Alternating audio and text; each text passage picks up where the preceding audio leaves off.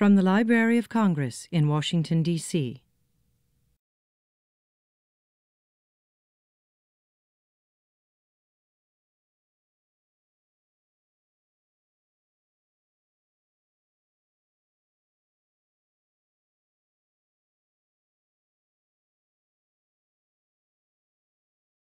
Today, I have the honor of introducing a distinguished Chicago-based researcher and author, Bob Riesman. Bob has a long-standing interest and dedication to the traditional music scene. His past accomplishments include co-editing the book Chicago Folk, Images of the 60s Music Scene, the photographs of Rayburn Fleerger? Not even close. Fleurlage. He also produced and co-wrote the television documentary America Roots, Chicago, and was a contributor to Rutledge's Encyclopedia of the Blues. Today, Bob has joined us to talk about his latest book, I Feel So Good, The Life and Times of Big Bill Broonzy, which is an excellent exploration of the contributions and artistry of a nationally prominent and socially influential blues musicians published by the University of Chicago Press. The book, which has just appeared in paperback, was recently awarded the 2013 Keeping Blues Alive Award for Literature by the Blues Foundation, and also received a Certificate of Merit from ARSC, the Association of Recorded Sound Collections. The awards are well-deserved. Bob Books is a compelling read on an important cultural figure whose contributions have really been underdocumented before his publication. Not only can I recommend it, but fortunately we have copies for sale in the foyer on your way out, and Bob has kindly agreed to do a book signing immediately following his talk. Finally, today I'd like to recognize and welcome to the library Mr. Otis Tolbert, Jr., who is Big Bill Broonzy's great-grandnephew and is here to represent the family at this event. So with that in mind, would you please join me in welcoming Bob Riesman for this talk on I Feel So Good, The Life and Times of Big Bill Broonzy.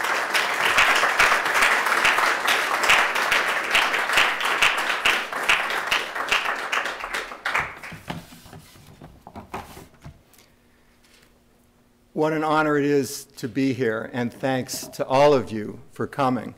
I want to start out by thanking Nancy and a number of other colleagues. The library at the Library of Congress, it was the American Folklife Center's archives that was the first place I went when I started research on the book almost a dozen years ago. So my thanks to Todd Harvey, to Matt Barton, and Joe Hickerson, and thanks to John Gold for running the sound for this event. I also want to thank the people at the Alan Lomax Archive, Anna Lomax Wood, Don Fleming, Nathan Salzberg, and Bert Lyons for their tremendous help with that very important collection.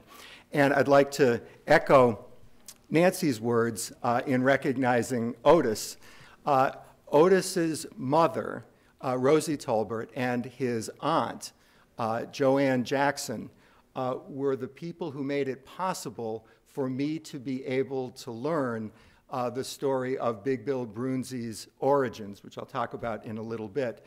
And Otis, it's through your mother and your aunt's gracious generosity and patience in answering lots of questions, but their willingness to be extraordinarily forthcoming with what they were willing to share that made it possible for me to do this research. So thank you, and it's an honor to have you here. Thank you.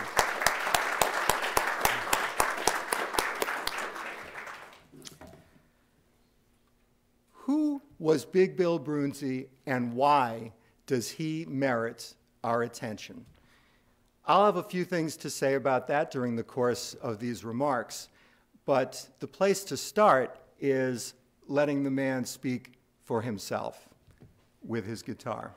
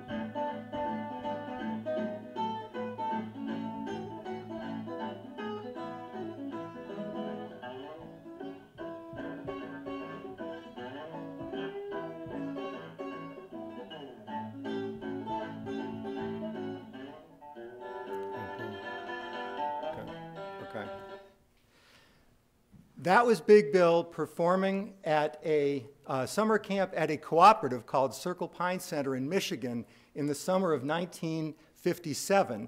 And it was footage shot by Pete Seeger, with whom Bill appeared up at Circle Pines at that time. And I think you could make a very good case that this was really the first instructional video of a blues musician. If you notice how Pete made a point of capturing Bill's left hand and his right hand, and it's a wonderful, it's a marvelous song. Some of you may know it. It's Hey Hey. Eric Clapton has covered it among others. And it shows his ability with his thumb holding down the bass line and his fingers playing the melody on top. Quick overview of Big Bill Broonzy. He was a towering figure in the history of the blues. Over the course of his 30-year career, he wrote and recorded hundreds of songs. He was an unusually versatile blues musician, which enabled him, unusually versatile musician, enabling him to have an impact not only in the blues world, but also beyond. With his friends and musical colleagues, Alan Lomax, Pete Seeger, and Studs Terkel, he laid the groundwork for the folk revival of the 1950s and 60s, both in the US and also in Great Britain. Big Bill was a trailblazer who, in bringing the blues to international audiences, which I'll have more to say during the course of the remarks, and he was a creative artist who spoke out against racial injustice in his writings, in his songs, and in his interviews. Let me say a few words about how I came to write this book. It was about a dozen years ago, and I started out as a fan of blues and folk music. I was no more than a fan, but I was no less than a fan. And so I began by reading biographies of leading figures, Woody Guthrie, Leadbelly, Muddy Waters, and histories of those genres as well. And I kept coming across the name Big Bill Broonzy. And I realized I knew the name, but I didn't know his music. And it was the music that was the point of entry for me. And as I started listening and was really drawn in by his warm, expressive singing and both his versatility as a guitar player and also just the sheer power of his talent, I was really knocked out. Then, exploring a little deeper, I learned he had written an autobiography, which was published both in Europe and the US in the mid-1950s, called Big Bill Blues, in which he received, he hand wrote it, as it turns out, and then a Belgian couple, Yannick and Margot Brunog, helped to edit it into the book form. And it was when I read Big Bill Blues that I realized that Big Bill was someone who had an uncommon gift with words, which included songwriting, but was not limited to that. And so it seemed at that point that this might be fertile ground.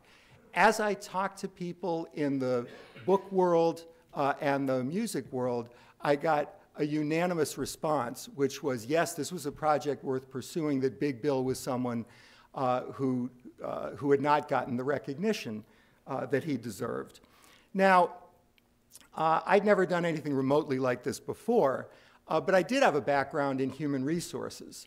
And in human resources, the building block of matter is the job description. So I thought, okay, what's the job description for a would-be biographer? Well, you start out by saying you need to find the fact-based documentation to support the story that Bill had told about his life, that he had been born Big Bill Broonzy in 1893 in Scott, Mississippi. So that's what I did. I set about finding the materials that would enable me, excuse me, to document that. And after months and then more months of looking, I realized that the figure who offered the best evaluation of my status at this point was Winnie the Pooh, who had noted at one point that he was looking for something, and the more he looked for it, the more it wasn't there. And so I realized that I was going to have to find a different approach to finding the story of Big Bill's origins. And so it wasn't for another year or so when I was fortunate enough to travel to Amsterdam, and I spent a day with Pim van Isveld. Pim was a Dutch woman with whom Big Bill had a relationship in the mid-1950s, and also a child, Michael van Isveld, who is a theater director in Amsterdam and still very much with us. And Pim was very forthcoming in sharing. I went with 2 Dutch blues researchers. We spent the day at her home, and she shared lots of memories, observations about Big Bill and their time together. And at the very end of the day, we were wrapping up, and Pim said, you know, there's something you might be interested in seeing. And so she went to another part of the apartment, and she came back literally with a shoebox. And in this shoebox were dozens and dozens of letters that she had received from Big Bill. Now, Big Bill, I knew that Big Bill had corresponded with people, and in the course of my research, and this was a big turning point in that, I realized he was quite a prolific correspondent. But there was no way at the end of the day that literally the end of the day, it was late in the afternoon, and she'd been very generous with her time. So the one thing that I could do in that circumstance was to write down the return addresses and note the postmark that were on the envelopes for the letters that Bill had sent, because that would enable me, at a minimum, to continue to fill in the timeline that I was putting together for Bill's European travels. And it was when I found a return address with the name Wesley and the town listed as North Little Rock, Arkansas, that I got my first real breakthrough in tracing Big Bill's origins. That enabled me to come back to Chicago. I did as much research as I could do from Chicago, and then I traveled to Arkansas to get there and just see what I could find about Wesley and North Little Rock. I went to the State History Archives in Arkansas, and through the assistance of staff members there, I located an obituary for Bill's sister, Laney Bradley Wesley. And it was that obituary that led me finally to Otis's mother and aunt. And it happened this way. The staff member who'd been helpful with locating the obituary said, Bob, you're from the North. And I said, I am. And she said, I'll bet you don't know about Wednesday night Bible study. And I said, I really don't. And she said, well, it's Wednesday night, and you should go to the church that's listed on the obituary as where Ms. Wesley's funeral service took place, and see if anybody knows anybody. So I went to the Warren Hill Missionary Baptist Church and was welcomed by the congregation and explained what I was there for. And a gentleman went to the back of the room to the phone on the wall and said, let me see if I can help you. And so it was in the middle of actually discussing the book of Job. The Iraq War had just started, and for many people at the table, this was not an abstract issue. But I get an elbow in the ribs from the person next to me, said, a guy in the back of the room wants you. And so it was that, on the other end of the line of that phone was Otis's mother, Rosie Talbert, and so it was the next day that I was able to meet with 2 members of the Bradley clan, and in fact was able from that point forward to determine that Big Bill Broonzy, in fact, had been born not in 1893, but in 1903, and not in Scott, Mississippi, but in Jefferson County, Arkansas, about 65 miles southeast of Little Rock, near Lake Dick.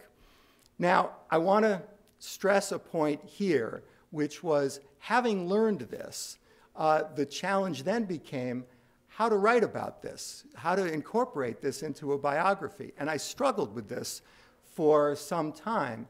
And the conclusion I came to was the way to proceed was to tell both stories. It was both to present the fact-based documentation that supports that Big Bill was born Lee Conley Bradley in 1903.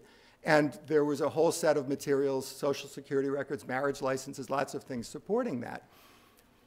But of equal, and I'd argue greater importance, was to tell the story that Bill told about himself and his family in his autobiography and in his interviews particularly with Alan Lomax, because it was those to me illustrate so compellingly Bill's imaginative powers and narrative powers, because even if he created composite characters, and even if he took information he got from people who had served, probably his brother did serve in World War I and probably was overseas, and therefore could provide an account of what it was like to be a black soldier in the infantry during World War I. Bill's ability to tell the story in the first person made it possible for him to convey, and at this point, at the time he was writing his autobiography, the time he was giving interviews, was a time that he was shifting to presenting himself to primarily white audiences. So it was a way for Bill to tell the story of the African American experience in this country and beyond its borders to an audience that was less rather than more familiar with it, and to do it in a way that would be indelible. And I think that's what I would argue should be the focus of looking at the relationship between the facts and Bill's story. And it was Studs Terkel, with whom Bill worked very closely for the last dozen years of his life, who I think summed it up. Studs said, "Bill is always telling the truth, his truth." I just need to get a drink of water. Okay.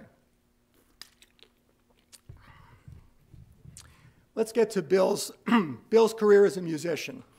He grew up in Jefferson County, Arkansas, in an economically poor but culturally rich community.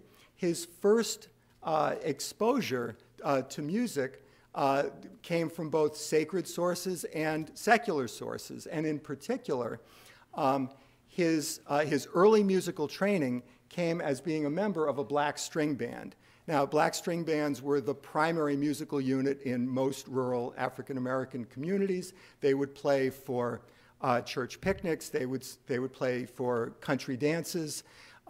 Bill started out as a fiddle player, and I have to note, Nancy mentioned that there's an extraordinary collection of fiddles in this room. I think they're called violins, actually, sorry. Including those made by Stradivarius. Well, Bill started out with a much humbler version of what's in those display cases. It was a homemade cornstalk fiddle.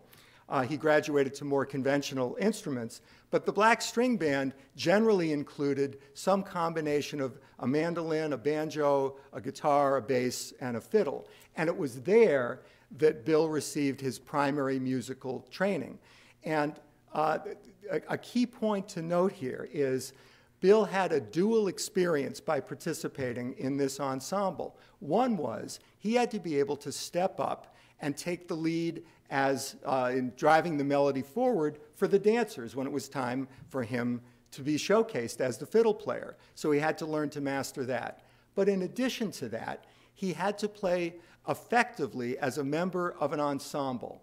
And it was that quality that enabled him 20 years later, as he became and then maintained his status as a blues star in Chicago, he not only recorded 20 years later in his own right as a star as Big Bill, but he also was the first call guitar player at that point for most of the other successful blues musicians who were recording in Chicago in that period, in the mid to late 1930s and into the 1940s, because of his ability to make the people or the performers that he was trying to support sound even better as a consequence of him backing them up. That also years later, it was also a contribution to his revenue stream, so it helped him in a variety of ways.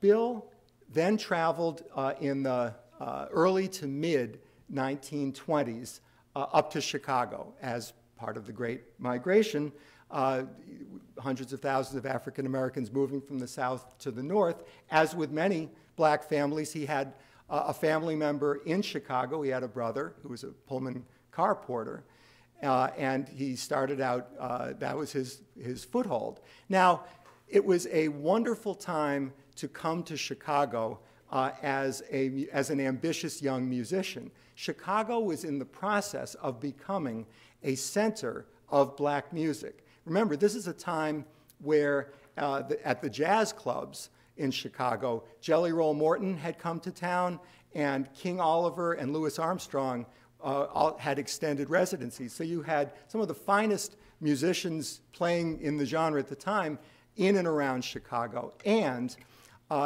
it was also the site of recording for the leading blues record company at that time, Paramount Records. Now, Paramount was based in Wisconsin, but they did their recording in Chicago. So Bill stepped into a situation which was fertile ground. And two things happened at this point for him, which set him on his course and his trajectory.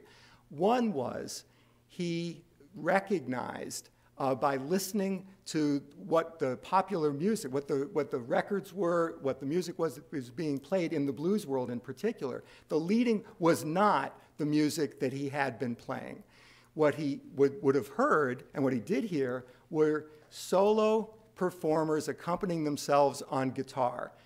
Blind Lemon Jefferson and Blind Blake in particular. They were recording in the 25, 26, 27. These were periods where there was really a creative explosion. Bill recognized that, and he recognized that he was not going to get very far as a country fiddle player. This was characteristic of Bill throughout his career, his ability to identify when his current style was not what was going to be the coming thing, to both have that awareness and then to have the ability and the discipline to find a way to master what the next style was going to be. So what did he do at this point? He recognized he needed to learn to play the guitar. That was the happening thing. And he found a mentor. The mentor was one of the leading blues stars at that particular moment, a guy named Papa Charlie Jackson. And he described that Papa Charlie helped teach him a little bit on the guitar, helped him get to Maxwell Street, the famous open-air market, to get a guitar. But most important, Papa Charlie had just had a big hit with a song called Salty Dog Blues. And what Papa Charlie did, which he'd recorded for Paramount, what Charlie did was use the stature that he had as a successful artist to help someone who was coming along behind him.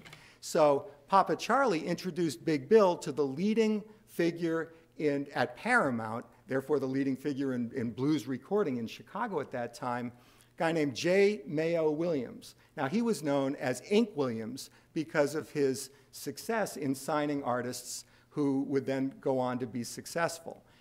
This was a template for Bill, and it was something that served as a model for him and for whom, and which he incorporated into his own life, such that he was a mentor in a similar way to several generations of blues artists after that.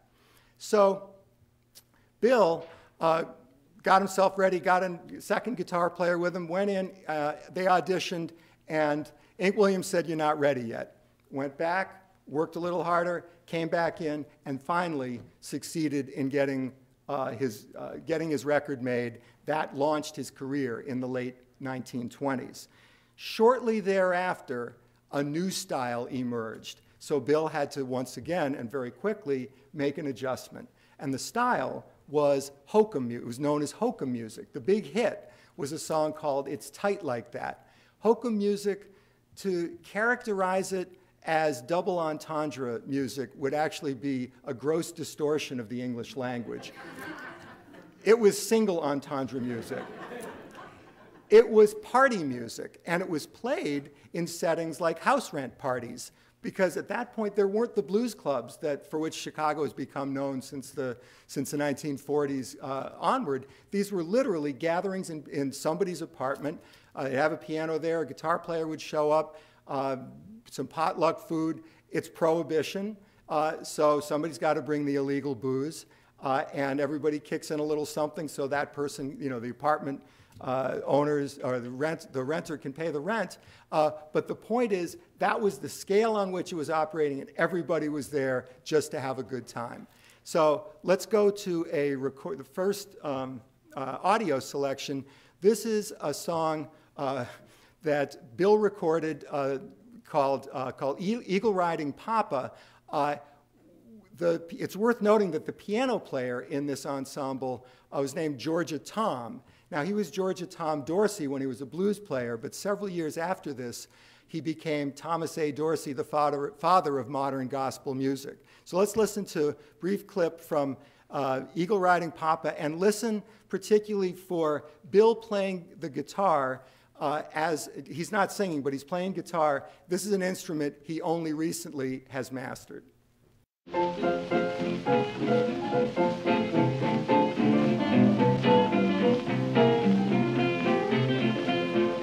Listen, everybody from near and far, if you want to know just who we are, Eagle Riding Papa from Tennessee.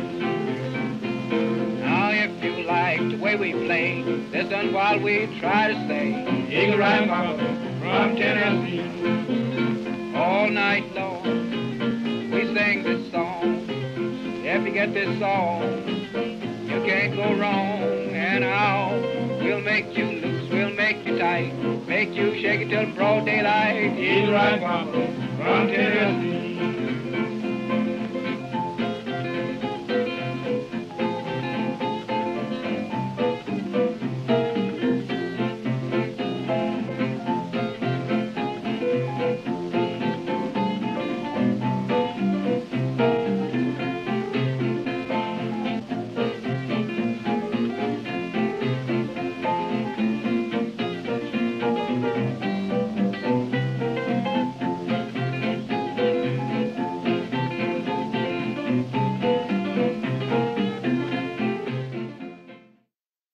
So you can hear some characteristic guitar playing of Bill. There's a propulsive quality to it. He's driving it forward. And Martin Carthy, the British recording artist and great folk musician, who was one of the many admirers in England in the 1950s, 60s moving forward of Bill, said, whatever Bill played, it just swung like mad. And you can hear that running through so much of Bill's music. Over the period of, from the 1930s really through World War II, Bill rose to the status of being one of the leading blues stars in the U.S. He honed his skills both as a songwriter, as a guitarist, and a singer. And he matured in each of those realms. He was the challenge, the standard that he had to meet for being popular is that he had to be prolific, and he had to be the one who was writing his own music. It was not as though it was Chess Studios several decades later, where someone like Willie Dixon may be writing songs for a set of other people to play. Bill had to show up with the music that he was going to record, and he also wrote songs in addition for some of his other colleagues. So he wrote in different voices, he wrote in different styles. Let's hear one of the songs that has become a blues standard. Muddy Waters recorded it a number of times, particularly in tribute to Bill. This is from the early 1940s. I'm sorry, I take it back. Let me back up just a second. The first selection we're going to hear here is, it's called Long Tall Mama, and what you'll hear is Bill integrating both his guitar playing and his voice, and using the songwriting as a framework to showcase both of those.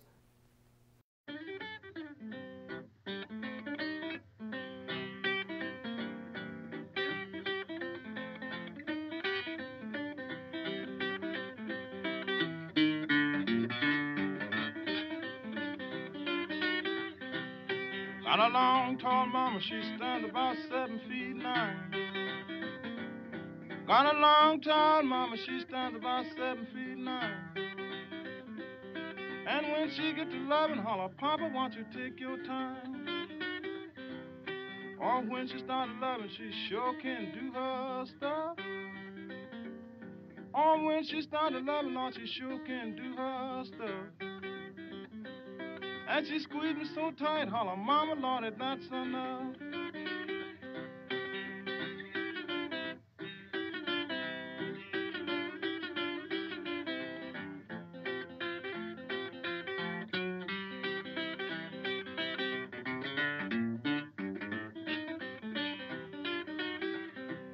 Got a brand new movie, Lord, it's one that she calls her own. Got a brand new movie, it's one that she calls her own. And when she started kissing, make a poor man leave his home.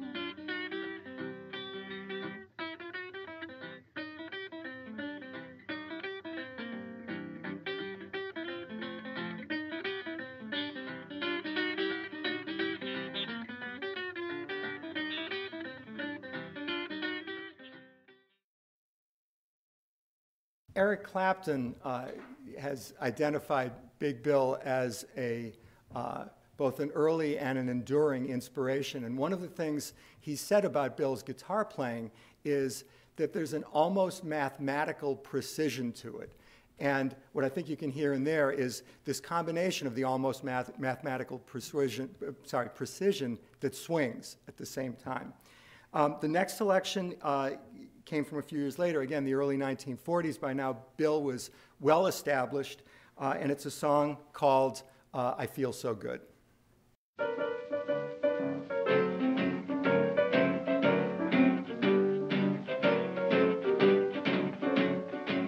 I got a letter, it come to me by mail. My baby said she's coming home, and I hope that she don't fail. You know, I feel so good. Yeah, I feel so good. Now I feel so good, baby, I feel like balling jack. I feel so good. I hope I always will. I feel just like a jack out with a Jenny, well behind a hill. You know, I feel so good. Yes, man. Yes, I feel so good. I feel so good, baby. I feel like balling jack. Tickle a horse. I think that's a wonderful example of a number of things, but in particular, there's a full-throated quality to Bill's singing. He always described himself as a blues singer. And Alan Lomax wrote once about Bill as having that rooster crow in his voice. It's December 1938, and imagine that we are at Carnegie Hall. There is an unprecedented concert. We're here for this unprecedented showcase event. It's called From Spirituals to Swing, and it was the idea and execution of John Hammond. Now, John Hammond had one of the most extraordinary careers in the history of American music. John Hammond recorded Bessie Smith and Billy Armstrong, and John Hammond recorded Bob Dylan and Bruce Springsteen. In 1938, John Hammond was someone who was passionate about racial equality and passionately against racial injustice, and passionate about African American music. And so it was his conception to bring to a New York audience the diversity and the vitality of African American music. So he called it, the subtitle was An Evening of American Negro Music. And he went for the various genres to get the best performers he could find. So for jazz, he got Count Basie. He got Count Basie and Sidney Bechet. And For gospel, he got Sister Rosetta Tharpe. For blues, well, the person he wanted to get was Robert Johnson. But when he found that Robert Johnson had been tragically murdered earlier that year, through his contacts in the music business, he persuaded Big Bill Broonzy to travel from Chicago to New York City. So the setting is not just that it's a packed house, it's that there were several hundred seats that have been put on the stage at Carnegie Hall. And Big Bill comes up with his guitar and performs a song that he debuts in this setting. He'd not recorded this song before. So this is the one song that we'll play in its entirety. And let's hear what Big Bill did. Oh, it's called Just a Dream.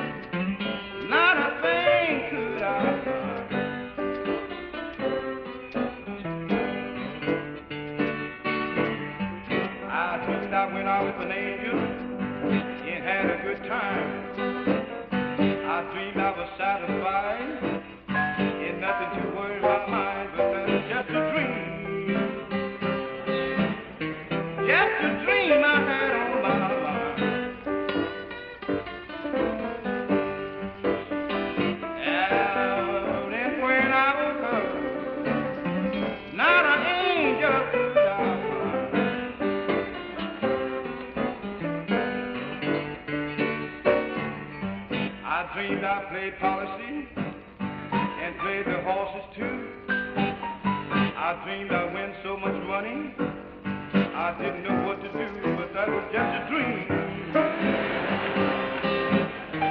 Just a dream I had on my mind. Out and when I woke up, not a penny could I find.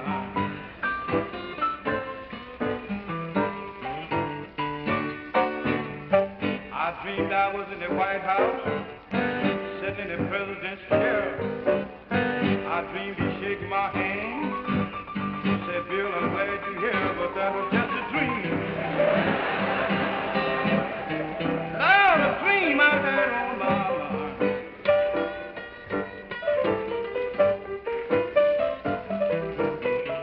And when I woke up, not a chair could I find.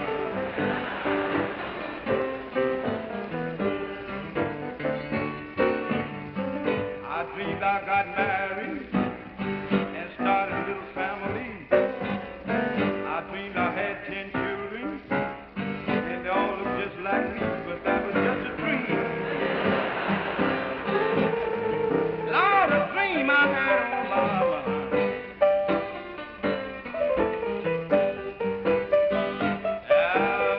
And when I woke up, not a child could I find.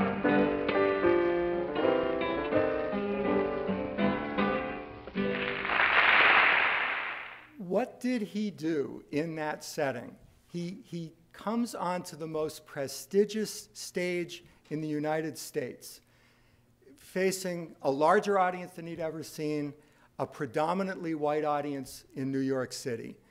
And he captivates them. And he does it through this combination of attributes. He's got a song that has this, it's masterful songwriting, because he has this ingenious device of the dream, which is he presents something and then he snatches it away, which is a human experience. We can all relate to that. And then what he drops in as each of the different elements where hopes are dashed. These are powerful images, and in particular, here you have an African-American performer standing on the stage at Carnegie Hall, singing a song in which he imagines an African-American in the Oval Office. This is 1938, and to me, this is truly a remarkable presentation.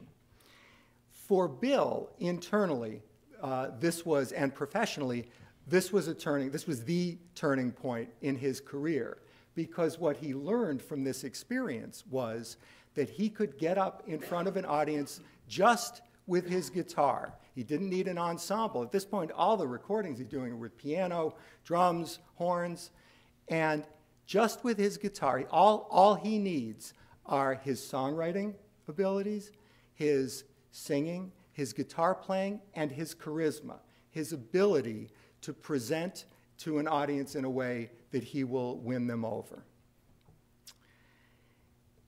In the years after World War II, Bill basically put that plan into action.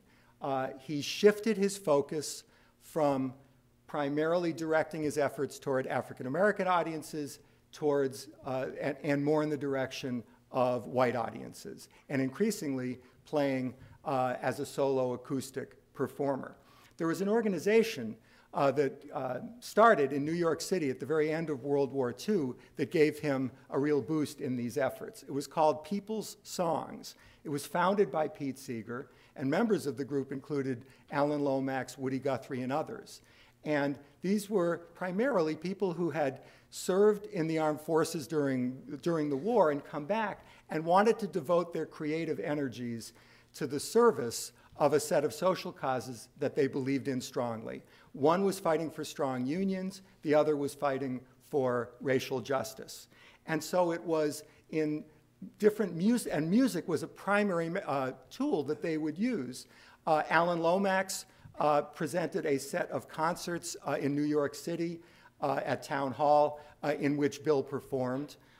And in addition, they had small-scale gatherings called People's Songs Hoots, which was short for hootenanny. This was 20 years before it became a popular term in the 60s, but it was a term that Pete Seeger and Woody Guthrie had learned about from traveling, performing for unions in the Pacific Northwest in the years before World War II. But it was at People's Songs Hoots in Chicago, because People's Songs expanded beyond New York City, that Bill met two people that he became very closely associated with for the rest of his life, namely Studs Terkel and Win Strachey. Studs at the time was years away from becoming America's preeminent oral historian. He at the time was a disc jockey for a Chicago radio station. Win Strachey was a professionally trained singer who would go on in later years to co-found the Old Town School of Folk Music.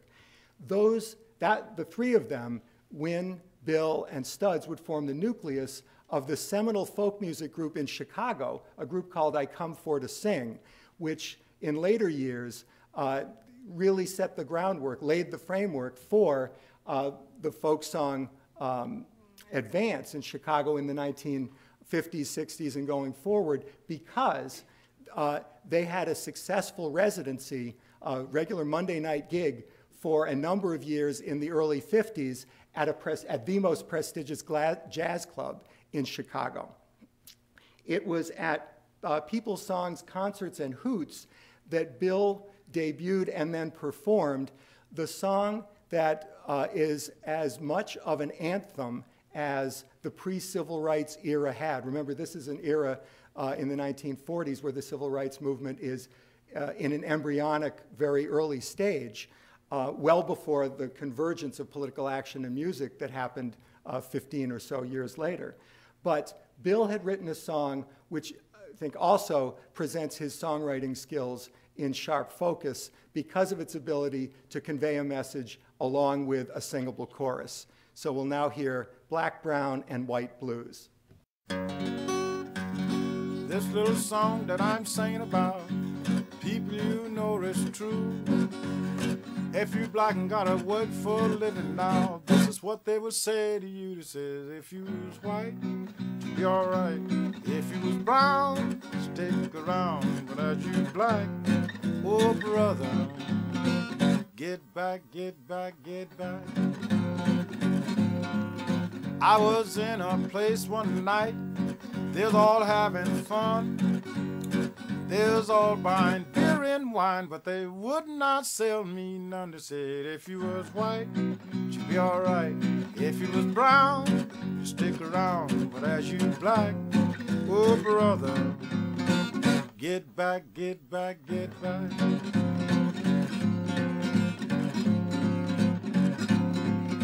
They went to employ me at office, the number I got in line. They called everybody's number, but they never did call mine. They said, if you was white, you'd be alright. If you was brown, you stick around. But as you black, oh brother, get back, get back, get back. In the early and mid-1950s, Bill traveled to Europe half a dozen times, and he truly established himself as the first and a remarkably effective ambassador of the blues. He toured across the continent, and he had a particular impact in England. The Belgian couple, Yannick and Margot Brunag, I mentioned earlier, had made a documentary of Bill performing in a Belgian jazz club. That documentary was shown on British television. So in the mid-1950s, TV as a new medium was being watched by a generation of British teenagers for whom this is pretty cool stuff. And so as a consequence of that, there was a set of British teenagers their first exposure to a moving image, to watching a blues musician perform, was Big Bill Broonzy on British TV. And several of these British teenagers grew up to be Eric Clapton, Pete Townsend, Ray Davis, Keith Richards. And Eric Clapton described the impact on him of watching this clip of Big Bill. He said, the music alone would have been enough to captivate me, but to see this image of the solitary blues musician, it was very atmospheric footage. There's a bare light bulb above his head. He's playing the guitar. Cigarette smoke is curling behind him. As Eric Clapton said, it was like looking into heaven.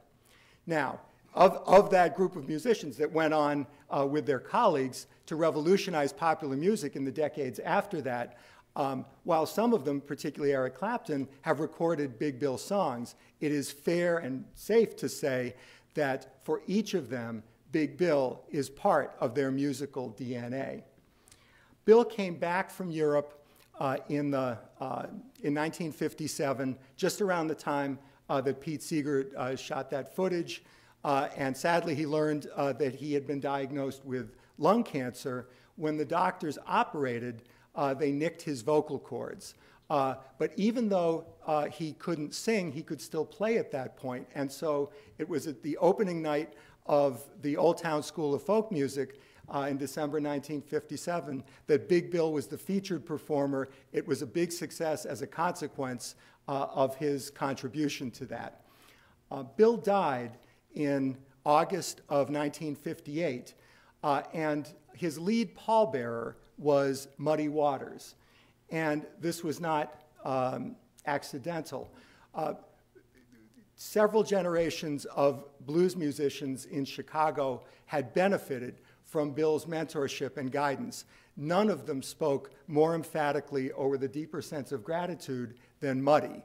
Muddy described how it was Big Bill who helped Muddy get his first big gig at a prominent West Side Chicago blues club when he needed to get a foot in the door. And Muddy, who was reserved in many of his public comments, said about Big Bill, that's the nicest guy I ever met in my life. Mostly, I try to be like him. In the years after Bill's death, his star waned. And this was ironic because both of his contemporaries and of younger players benefited from the forces that Bill had set in motion. Younger white fans, quote unquote, rediscovered Skip James, Mississippi John Hurt, and they had Son House, and they had the opportunity to perform in places like the Newport Folk Festival and to record. And younger performers like Muddy and B.B. King benefited from the exposure to a new and appreciative audiences, and countless blues musicians have made in that period and in the years after successful tours overseas. But for Bill, sadly, he was primarily known to a set of serious fans of blues and folk music. And then, unexpectedly, not long ago, and not very far from where we are in this room, he reappeared. On January 20th, 2009, Barack Hussein Obama took the oath of office as the 44th president and first African-American president of the United States. It had been 70 years since Bill had sung to an overflow audience at Carnegie Hall about imagining that he was in the White House, sitting in the president's chair, only to wake up and find that it was just a dream.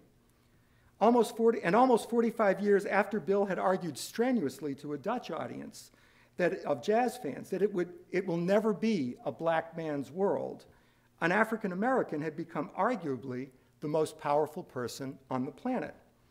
If Bill had been alive to watch the ceremony, he would almost certainly have been delighted to be proven wrong as a prophet.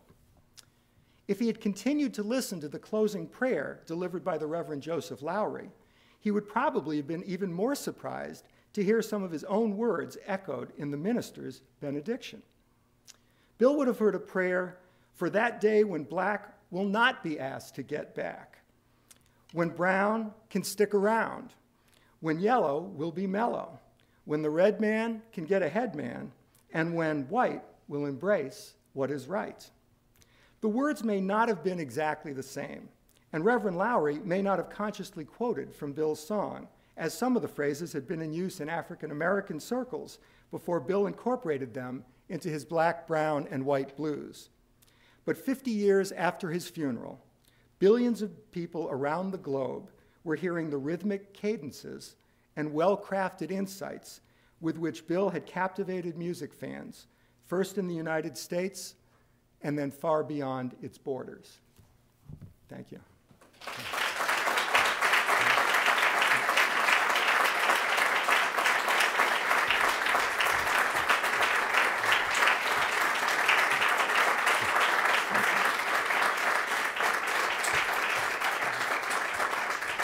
We have time for questions? Okay. Yes, sir. Very quick one.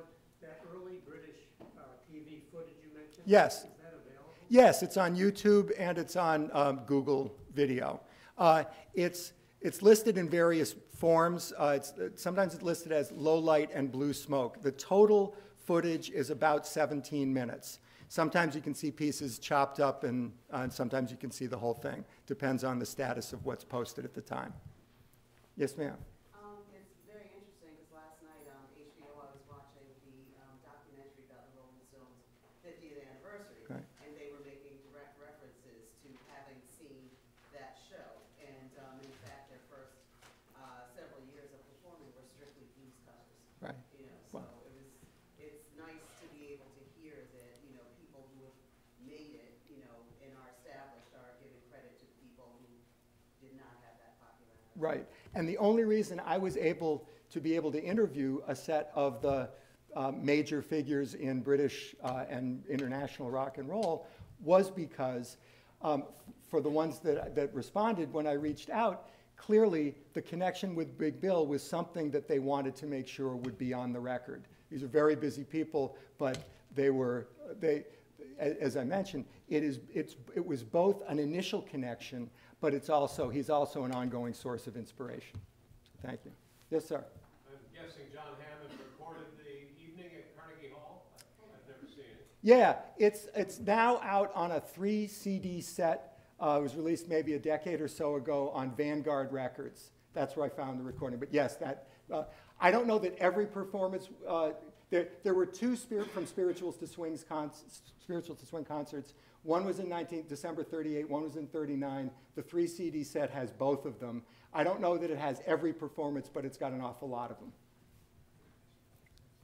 Yes, Tony. That Big Bill not only helped blues musicians follow him, but all kinds of musicians. Ella Jenkins recalls him taking her to the Union Hall and introducing her and having her join up with the Union, which at that time was segregated Union in Chicago. Right. He was really helping a lot of different kinds of people. He wasn't thinking within a box of a genre.